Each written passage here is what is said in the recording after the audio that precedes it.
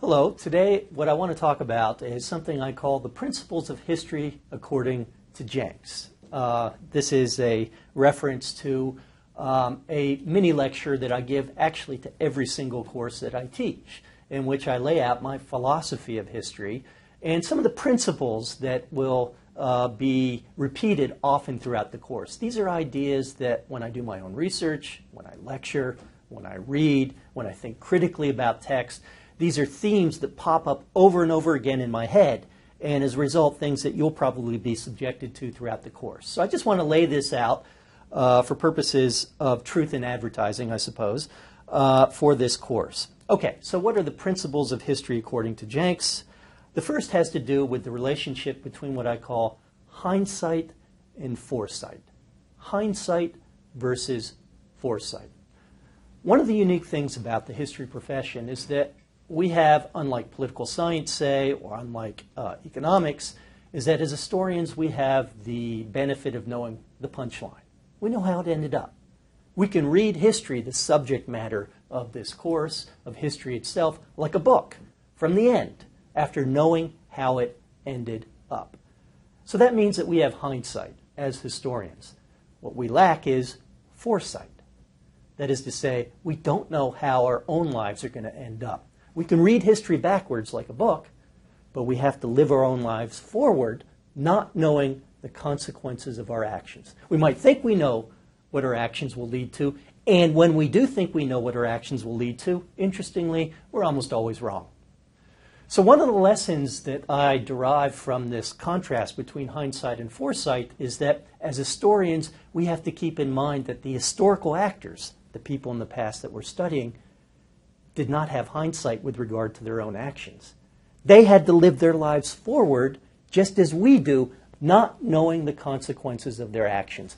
And as historians, we need to be able to retrieve that mindset for the historical actors that we're looking at.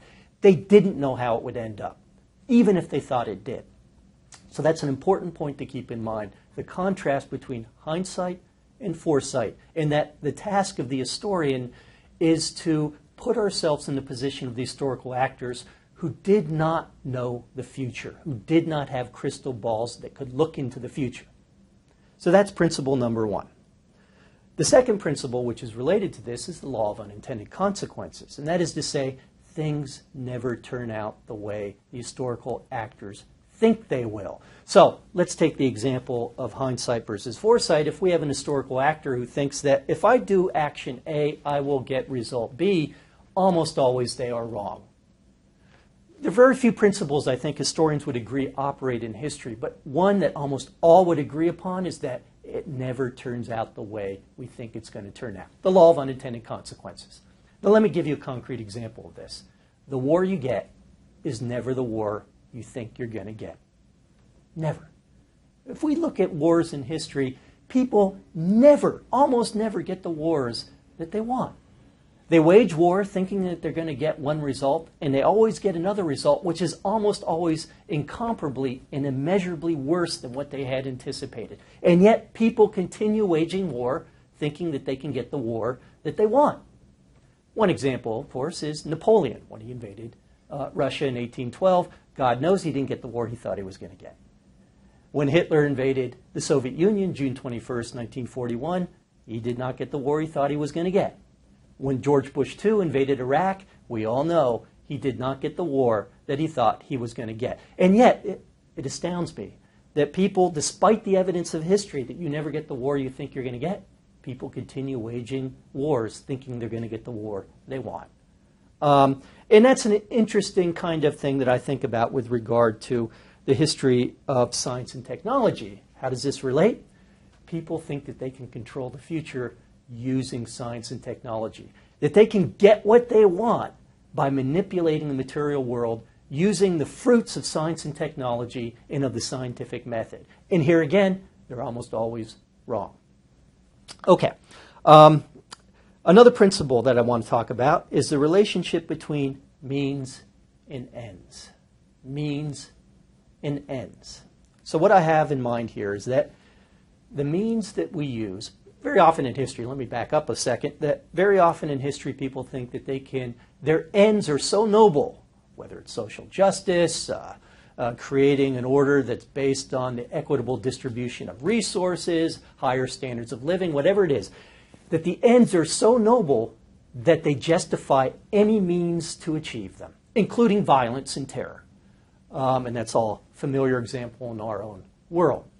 And what I see as an historian is that the means we use always shape the ends you get. In other words, you can't separate the means you use from the ends you're trying to achieve.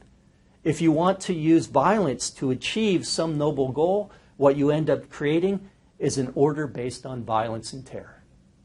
So in other words, the means you use always shape the ends you get. Historical actors have a tendency to think that they can separate these things, but they can't. How does this relate to the subject matter of our course? What we will see over and over again, and I think you can identify with this in your personal lives, is the way in which technology and science shifts from being a means to an end, to achieve some sort of social, political, or cultural goal, to becoming an end in and of itself. We all know people in our lives, my daughter, my son, many other people, who believe that you have to have that iPhone. You just have to have it. What you're going to do with it doesn't matter. But to be a legitimate human being, you have to have this technology. You have to develop new technology, not because it's going to do something in particular, but because it becomes an end in and of itself. And that's one of the things that we'll see throughout this course, is the way in which science and technology becomes a goal without thinking about what it is we want that science and technology to achieve. To put it in slightly different terms, we have know-how, but we often lack know why. Why is the important question with regard to the development in science and technology that we often do not think about. Why do we need to be able to clone a human being? I don't know. I guess it's just a good thing to do. It's scientific progress. And there again you see where the development of a new kind of technology, in this case human cloning, becomes an end in and of itself without asking the question, why? Why do we need to do this? And by the way, the question of why can't be answered by science and technology. It can only be answered by what I do, which is the liberal arts. That is to say, philosophy, ethics, religion. The know-why part of how to apply science and technology can't come from the scientific and technological community. And that's another problem that I see throughout the history of this course, the history that we were studying in this course, is that people often expect the engineers and the scientists to handle the ethical and moral considerations associated with the use of those technologies. And in handing off those decisions to the engineers and the scientists, we are abrogating our own responsibilities for getting control over the science and technology that our modern civilization creates. Okay. The other point, principle according to Jenks, is the relationship between ambitions and resources. So I've talked about hindsight versus foresight. I've talked about the law of unintended consequences. I've talked about the relationship between means and ends. And now I want to talk about the relationship between ambitions and resources. Okay, one of the lessons that I've learned studying Russian history, I think we can learn this lesson from studying any great power, is that very often ambitions outstrip available resources. Russia, the Soviet Union, or the United States today has global ambitions, wants to control and dominate the globe, wants to control the political situation in Iraq and Afghanistan, various other places. But those ambitions are not backed up with sufficient resources, cultural, material, political, to achieve those goals. And what happens when ambitions outstrip available resources? The lesson of history is that people set themselves up for tragic downfall. It's a lesson I see over and over and over again. Now, the most successful states, like the most successful people, perhaps you in your individual lives, have the ability to scale back their ambitions to accord with their available resources. And by the way, this almost never happens in the political sphere.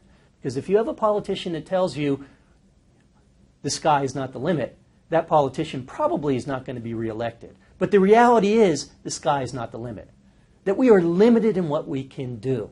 And so successful states, like successful people, scale back their ambitions to accord with their available resources. but that rarely happens. Now, let me give you an example you will probably hear when you graduate from school. Someone's going to get up at the commencement speech and tell you, you can do anything you put your mind to. It's a great thought. It's a very inspiring idea, but it's patently false. It's wrong. You can't do whatever you put your mind to. You have to evaluate your available resources, and if you don't have them, scale back your ambitions. Now, that's not an inspiring thing often for people to have to hear, but it's a necessary thing for people to have to hear. Now, how does science and technology fit into this? The idea that there's some technological fix that can overcome the gap between our ambitions and our available resources. Nuclear power is going to solve the problem of dependence on oil. Fracking, hydraulic fracturing, is going to solve the problem of the dependence on Saudi or on Russian oil. The use of drones is going to solve the problem of American fighters being shot down and dying over Afghanistan. It's a technological fix that solves the problem. And by the way, almost every technological fix creates a new set of problems that requires a new set of technological fixes, that requires a new set of problems, or creates a new set of problems, and so on and so forth. So the gap between ambitions and resources, we believe delusionally, can be overcome through the application of some new technological and scientific fix. And that almost always turns out to be wrong. Okay.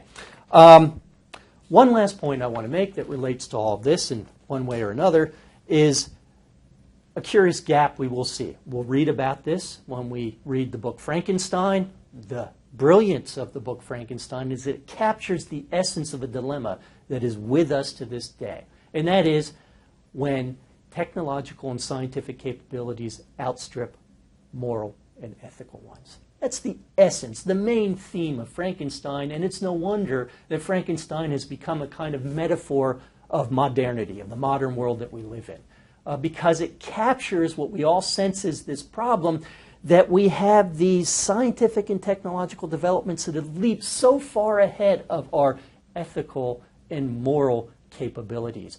How do we get those two things in sync? That's a big problem that we'll be discussing in this course. So, those are my principles that I present to you for consideration in this course, and I'm sure you'll be hearing about each one of these in one way or another as we proceed throughout the material.